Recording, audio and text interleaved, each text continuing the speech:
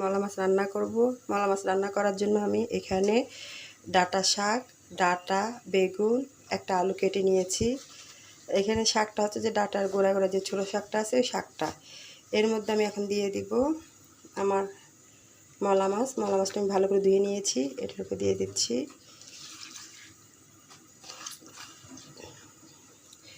এর মধ্যে দিয়ে দিব পেঁয়াজ, কাঁচামরিচ।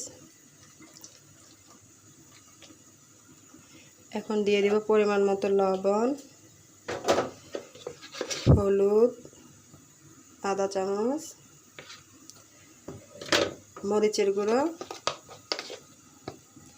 1 চামচ। এখন দিয়ে দিচ্ছি তেল।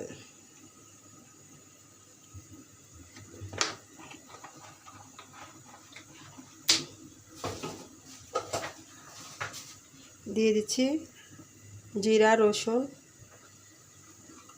বাটা। এগুলো এখন আমি ভালো করে এটার সাথে মেখে নেব।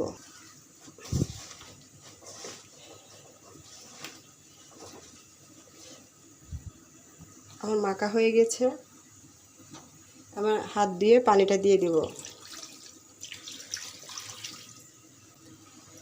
এটার মধ্যে আমি আর পানি দেব না, এই পানি দিয়ে আমার হয়ে যাবে।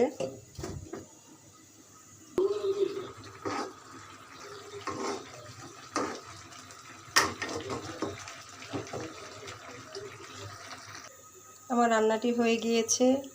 ধনেপাতাটা দিতে পারি না, যে খাবে সে ধনেপাতা দিতে মানা করছে। তো ভাইয়া আপুরা কাছে এবং দূরে বিদেশে ভাইয়া আপুরা আমার ভালোবাসা নেবেন। রোজার দিনে আর কি বলবো, একে অপরকে ভালোবাসা দিব। আমার রান্নাটা যদি আপনাদের সবার ভালো লেগে থাকে আমাকে ভালোবাসা দিয়ে আসবেন।